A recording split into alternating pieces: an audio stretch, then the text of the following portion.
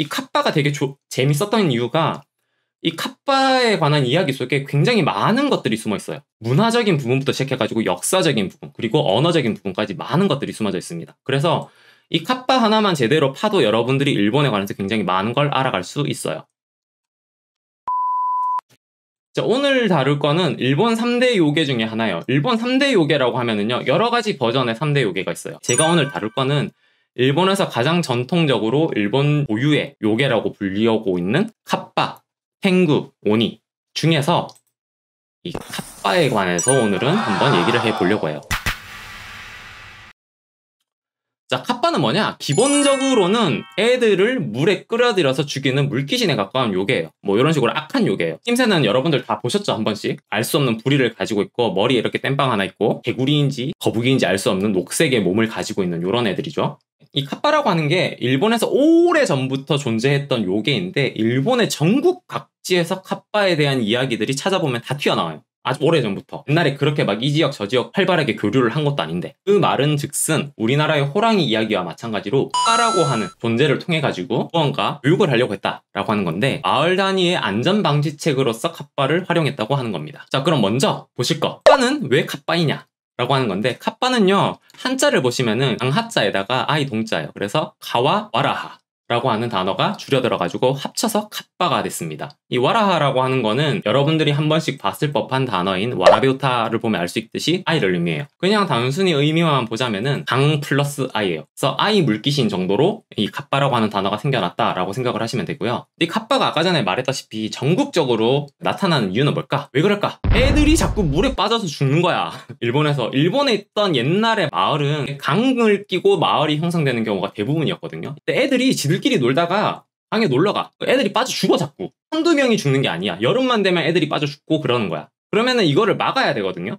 막아야 되는데 옛날에는 뭐 교육기관 있고 이런 게 아니잖아요. 그러면은 얘네들이 어떻게든 물가에 가지 못하도록 해야 되는데 한국에서도 옛날에는 자주 빠져 죽는 연못이라던가 강 같은데 특정 포인트를 찝어가지고 야 저기에 옛날에 누가 있었는데 죽었어. 그래서 물귀신이 나타나. 이런 식으로 얘기를 많이 했거든요. 그거랑 똑같이 일본에서도 이 아이의 목숨을 뺏어가는 요괴라고 하는 거를 설정을 해가지고 거기에다가 이제 여러 가지 곁다리로 소리들을 가미해가지고 애들한테 막 말을 해주는 거예요. 그게 전승이 되다 보니까 일지에서 비슷한 내용의 이야기들이 많이 나타나는 거죠.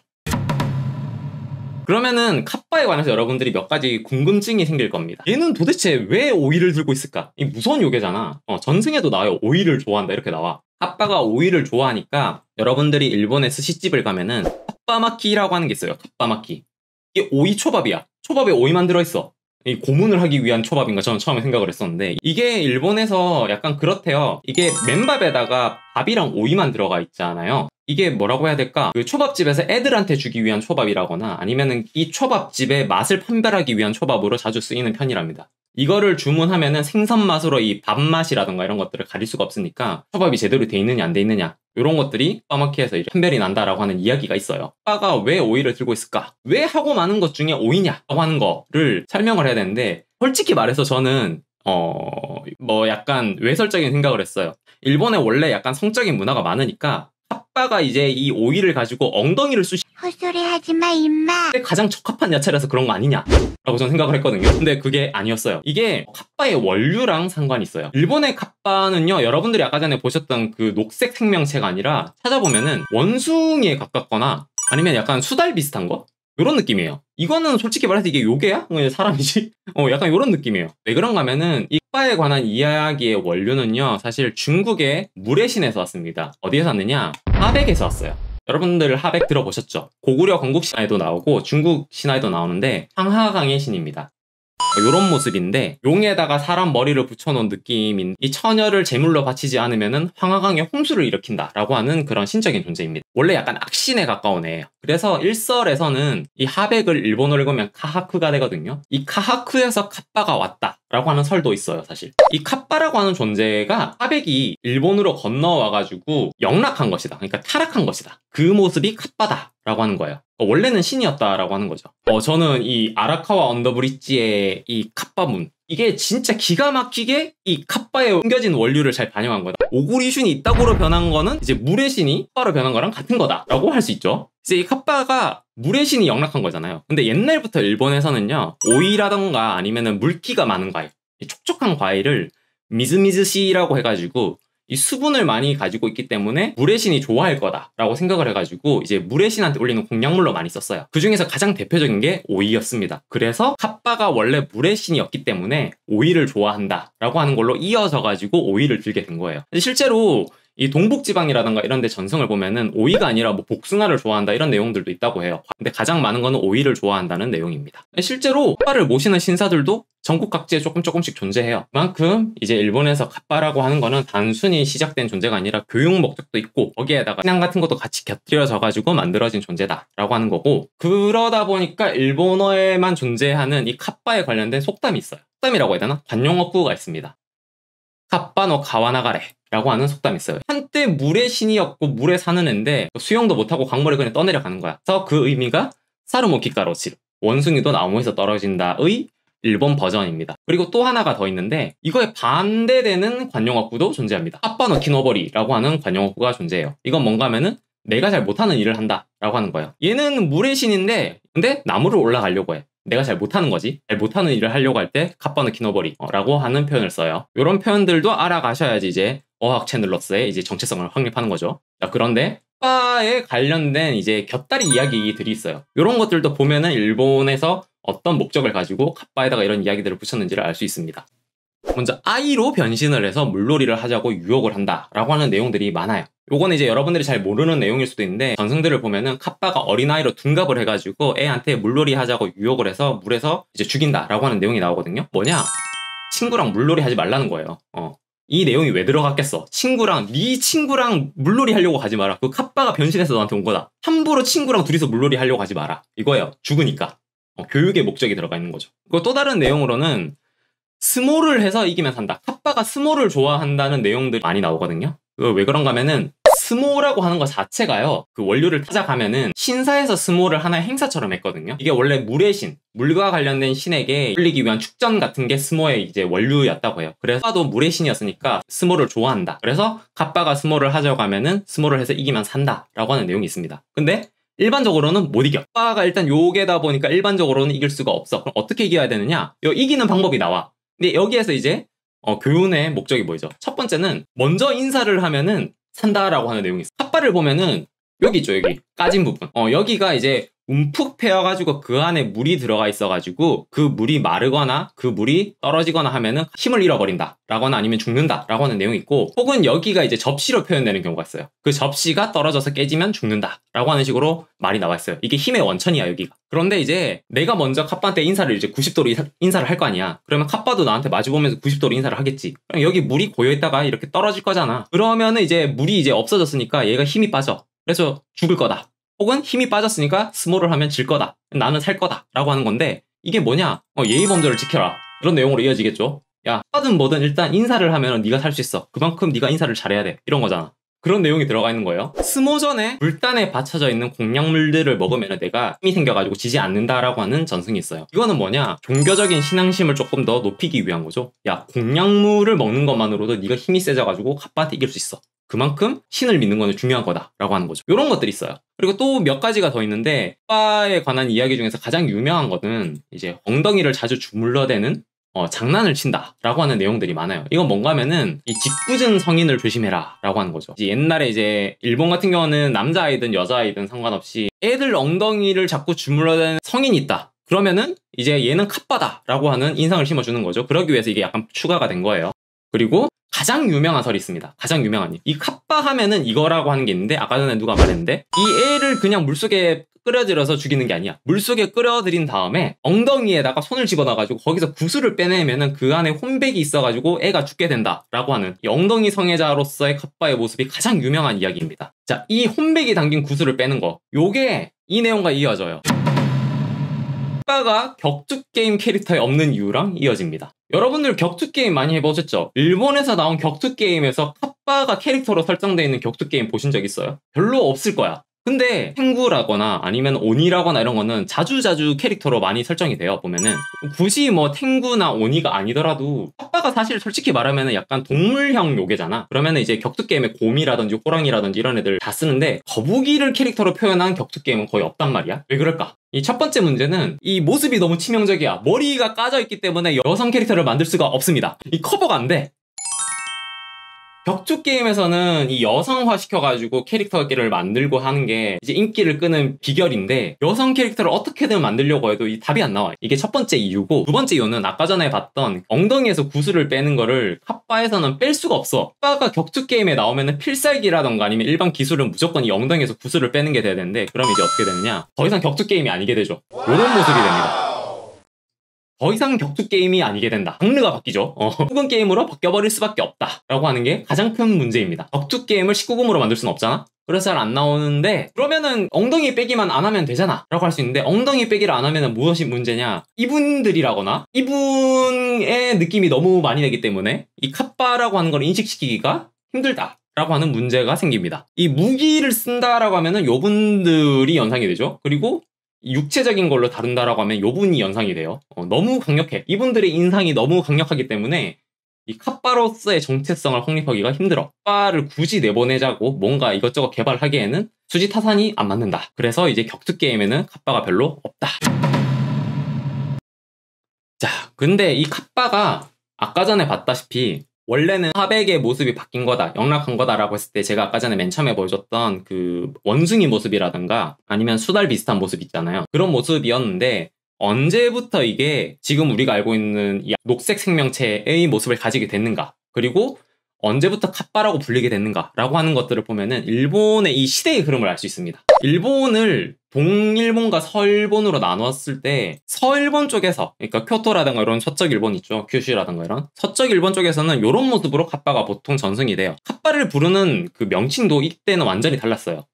큐슈 쪽에서는 스데라고 부르던가, 이제 시코쿠라든가 츄코쿠 같은 경우는 이제 엔코라고 불러요. 이 엔코의 에는 원숭이 원자입니다. 그래서 원숭이님 뭐 이런 느낌인데, 원숭이의 모습을 그대로 말을 하는 거죠. 이렇게 부른다거나, 이 교토를 중심으로 한 카미가타, 그러니까 옛날 수도에서는 이제 가와타로라고 부른다거나, 타로는 보통 이제 옛날에 남자애들한테 붙이던 이름이니까 가와타로라고 하면은 강에서 나타나는 뭐 남자애 이런 느낌이 들죠. 이런 식으로 불렀어. 근데 이제 히가시 쪽에서는 이런 느낌으로 많이 이야기를 했다고 해요. 얘네들도 부르는 이름이 조금 달랐어요. 뭐 미즈시라던가 메도치라던가 kappa라고 불렀는데, 옛날에는 이 kappa가 지금의 현 도쿄 지역의 요 부분에서만 부르던 되게 협소한 그런 방언이었어요. 원래는 이 카와타로 쪽이 훨씬 더 일반적이었습니다. 엔코라던가 카와타로가 훨씬 더 일반적이었어요. 왜냐하면은 옛날에는 수도가 교토였잖아. 니시니온 쪽이 문화가 발달한 곳이었기 때문에 서책 같은 게 남아있는 것들은 대부분 이런 식으로 이름을 불렀어. 웃긴 게 뭔가 하면은 동일본 쪽에는 얘 모습은 많아. 옛날부터 이런 모습을 한 요괴가 있어 라고 하는 거는 되게 많은데 내용이 없어. 그러니까 얘가 무슨 요괴인지 몰라. 얘가 도대체 뭘 하는 애인지, 뭐를 좋아하고 뭐를 싫어하고 이런 내용들이 없습니다. 근데 여기에는 이제 내용이 되게 많죠. 아까 전에 봤던 내용이 다 거의 서일본에서 왔던 내용들이거든요. 그러던 것이 에도시대 이후를 보면은 그 요 모습의 kappa에다가 아까 전에 봤던 여러 가지 kappa의 내용들이 가미가 되거든요. 이게 왜 그런가 하면은 에도시대 때 뭐가 있었죠? 에도시대가 되면서 수도가 교토에서 에도로 꼈죠. 그러다 보니까 여기에 있던 내용들이 이쪽으로 넘어가면서 여기에서 유행하고 있던 이 모습에다가 결합이 된 거예요. 그러면서 현재 우리가 알고 있는 kappa라고 하는 게가 탄생을 한 거예요. 근데 이때까지만 해도 카와타로라고 하는 용어랑 kappa라고 하는 용어가 되게 혼재했었습니다. 카와타로라고 부르는 사람도 되게 많고 kappa라고 부르는 사람도 되게 많고, 몇몇 지역에서는 아직도 엔코라고 부르고 있고 이런 느낌이었어요. 근데 이게 언제부터 kappa가 되었느냐, 완벽하게 생각보다 kappa라고 하는 이름이요 완전히 정착하게 된 거는요 얼마 안 됐어요. 이게 정착하게 된 계기는 문학 때문입니다. 그 유명하신 야쿠타가와 류노스케의 1927년에 발표한 중편소설이 kappa였어요.